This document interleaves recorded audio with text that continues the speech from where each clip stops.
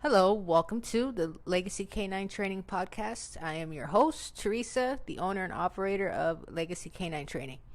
So, I want to talk about the prong collar and I want to talk about why it's so effective, at least in my opinion. I That's probably my go-to at least 95% of the time.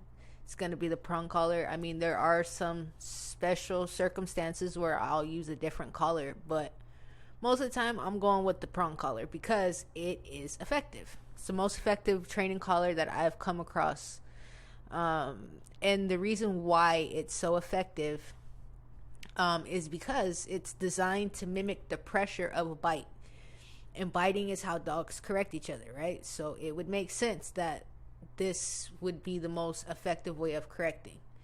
However, I don't recommend that anybody really use the prong, not really, that nobody use the prong collar if you're not trained to do it. I do believe I have a video on my channel somewhere going over how to use the prong collar, but if you've never used one before, you don't know how to, I would consult a professional before doing so because using a prong collar incorrectly can be very dangerous.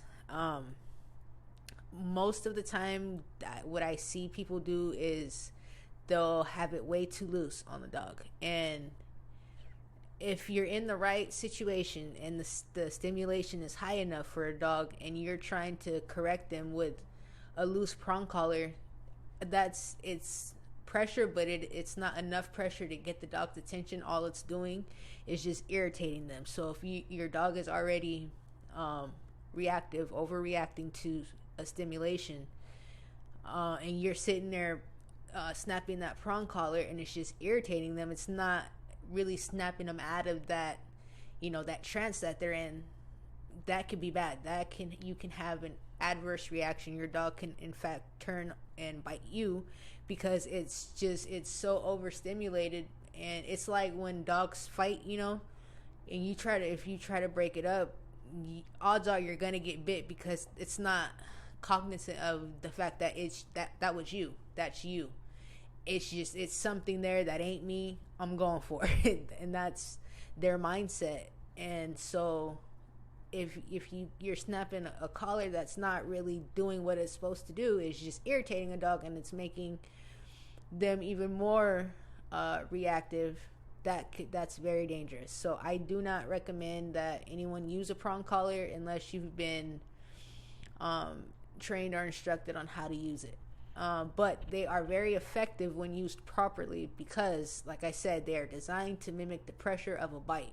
So you have a litter of dogs and one of the dogs does something that it isn't supposed to do. Mom's gonna correct them by biting them, not to hurt him, not to make him bleed, not she's gonna use her front teeth to do it most of the time. Most of the time. But yeah, and that's how any dog is gonna correct any other dog because that's what they do. So that's why the prong collar is the most effective training collar when it comes to correction. I think I've covered everything on the prong collar that I wanted to cover right now. If you have any questions, of course, you can always message me. You can find me at legacycaninetraining.com or you can find us on Facebook and Instagram. All right. Have a lovely day. Peace.